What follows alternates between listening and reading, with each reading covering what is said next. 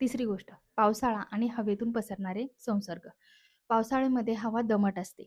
याच्यामुळे व्हायरसेस आणि बॅक्टेरिया यांची ग्रोथ मोठ्या प्रमाणात होत असते. हे व्हायरसेस, बॅक्टेरिया जास्त वेळ जिवंत राहतात आणि वेगाने पसरतात.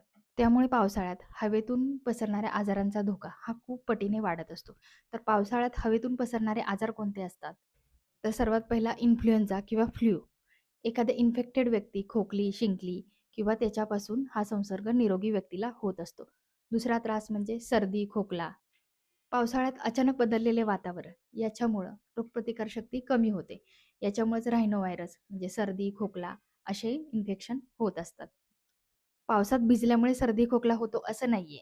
तर पावसात भिजल्यामुळे रोगप्रतिकारशक्ती कमी होते आणि त्याच्यामुळे असे व्हायरसेसचे इन्फेक्शन होतात. यानंतर श्वसन संस्थेचे आजार. याच्यामध्ये अस्थमा, हवेतील दमटपणामुळे घरामधील कोपऱ्यांमध्ये म्हणा, बुरशी, धुळीचे कण यांचं प्रमाण हे वाढत असतं. त्यामुळं अस्थमा, सायनसेस यांचे त्रास हे वाढत असतात.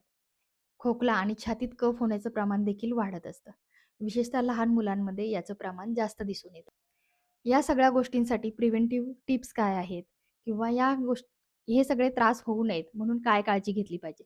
तर सर्वात पहिलं, खोकताना आणि शिंकताना तोंडासमोर रुमाल धरावा किंवा टिश्यू पेपर धरावा किंवा रुमाल सोबत नसेल, तर हाताच्या कोपऱ्याचा वापर करून शिंकावं किंवा खोकावं. जर तुम्हाला सर्दी, खोकला असेल, तर बाहेर जाताना किंवा घरात देखील मास्कचा वापर करा आणि ज्यांना ॲलर्जीचा त्रास आहे, त्यांनी बाहेर जाताना मास्क वापरलं तर ते उत्तम राहतं. घरातील व्हेंटिलेशन किंवा घरातील हवा ही खेळती राहील याकडे लक्ष द्या. पाऊस असेल, तर आपण दारं, खिडक्या बंद ठेवतो. परंतु पाऊस कमी झाल्यानंतर खिडक्या थोडा वेळ ओपन ठेवाव्यात. याच्यामुळे घरातील हवा ही खेळती राहते.